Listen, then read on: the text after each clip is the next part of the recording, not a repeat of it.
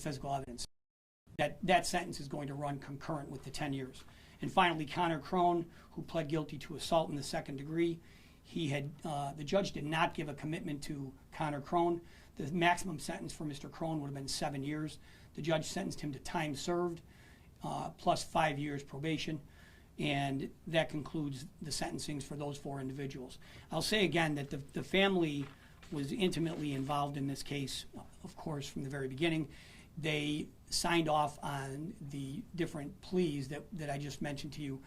Mr. Crone and was the first person to really cooperate here. He cooperated, and therefore that was taken into consideration when we discussed and came to a decision with respect to his plea. Kaylee Skibik-Shue did not cooperate. Harrison Drozen cooperated, and that was reflected in his plea. He pled guilty to a manslaughter in the first degree and received 12 years. You know, Jared Adamski, who wielded the knife and ultimately killed this young man, Mr. Benoit, he received the maximum sentence. He's the one that did the stabbing. He is the one responsible primarily for the death of this young boy, and he received the maximum sentence under the plea agreement.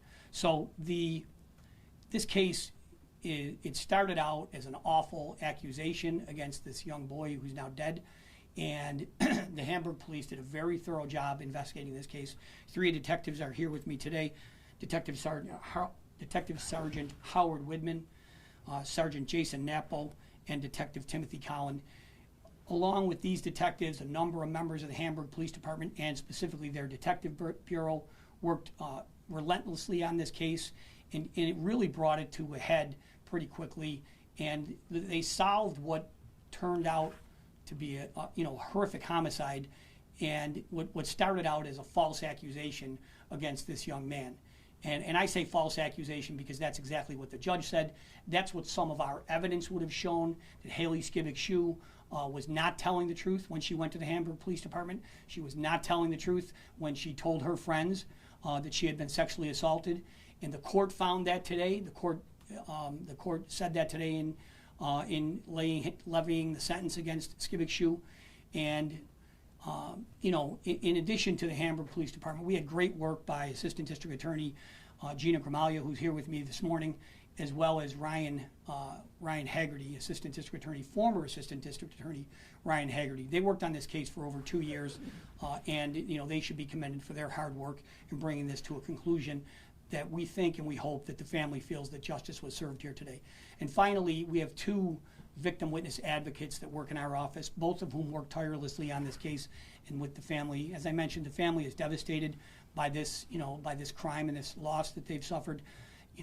Kim Rapp and Nicole Hoffa from our office have worked with this family for the past 2 years. They were both in court today with the family, and they are an invaluable resource to our office in helping us work with victims and the family members of the surviving victims, and in helping bring these cases to a conclusion and make sure that the families are comforted during the course of the prosecution. So that concludes the sentencing and the case with respect to those 4 individuals. Again, I'll mention that Alexis Dean will be coming back to judge case for sentencing on her plea. She pled guilty to tampering with physical evidence, and she'll be scheduled sometime in the future, and we'll let the public know when that happens.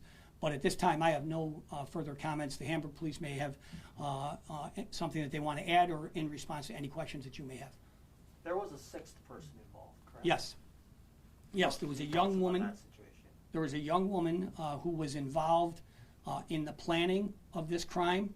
They basically lured this young man into a secluded area and planned to attack him, and did in fact attack him, and he was murdered as a result of that.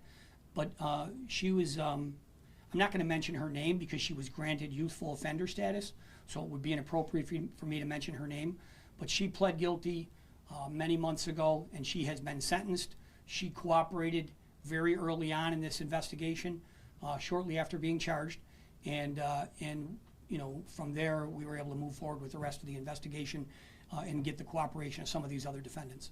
Are you allowed to go into the details in terms of what the false allegations were against Benoit that led to this? To some extent, I will say, this was mentioned in court, and and because the parents of this young man and his who is gone, they're outraged by this. Not only by, of course, his death, but they're outraged by for the reasons that it happened, that it started with a lie, and that it started with a false accusation, and it was an allegation of a sexual assault, and I think it's pretty clear, and the judge made it pretty clear today in court that he didn't believe it, and he handed down the sentence accordingly. So, that's as much as I'll say about it. But certainly that's I think the family does feel some comfort from the fact that the judge put that on the record today in sentencing her, that he found that allegation to be false. He did not believe her,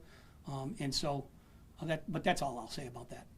It was very obviously intense to watch all those sentencings together, even the judge ending by saying he felt like this was the worst day of his career. I mean, just the intensity of it all, the rawness, the family members and their heartfelt, the speeches. It was just an amazing emotion.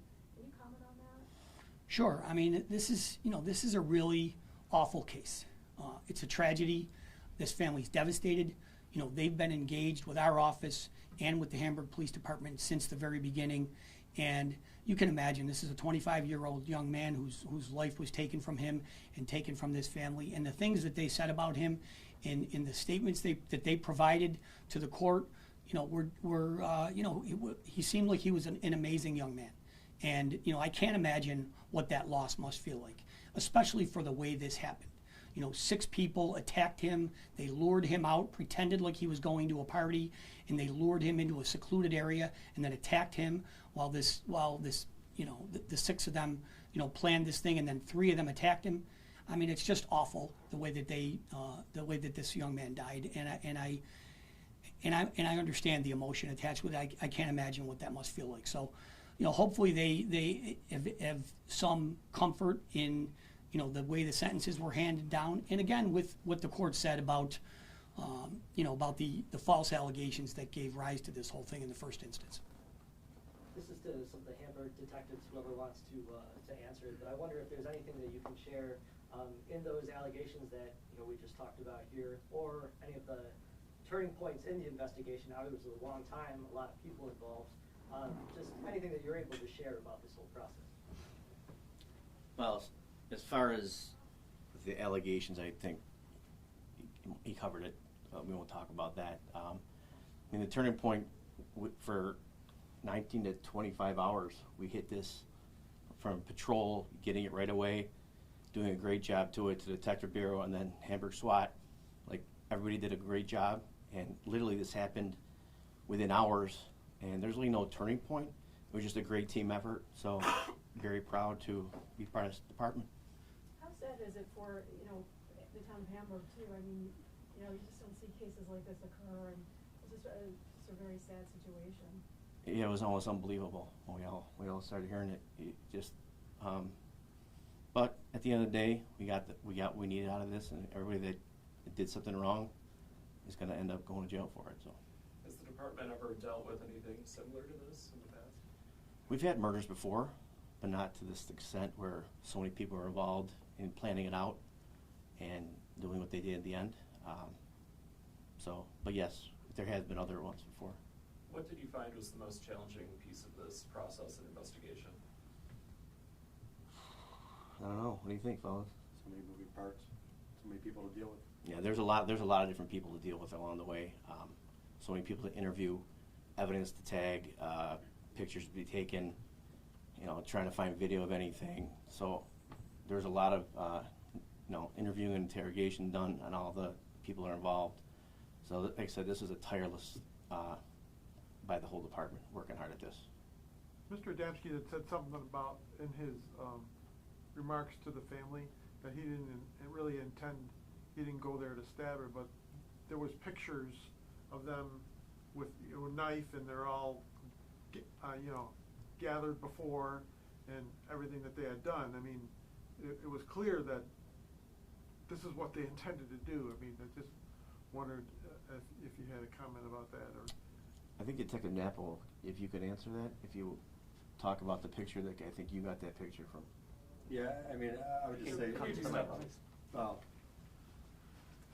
I would just say that, There were certainly, again, it goes to social media, and youth nowadays post a lot of things on social media, and there were pictures posted of them with the knife, and not long before this had happened. So, you know, certainly that plays into how we investigate and how we interpret people's actions.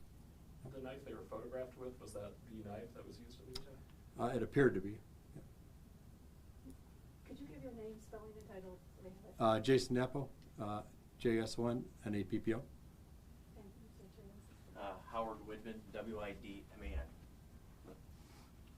It's shocking to see a case like this where there's so many defendants, they're all young, this isn't part of like a gang thing or organized crime thing. You seen anything like this before? You know, this is really unusual. You know, as the detectives have already said, this is a very unusual situation. You have 6 people planning this thing. And actually, I should say that, and I'm not going to mention his name, but there was another person involved who left before the attack really occurred. And luckily, he cooperated immediately with police. And if he hadn't, this case would have been much harder to solve because they were trying to destroy the evidence. They did destroy some of the evidence.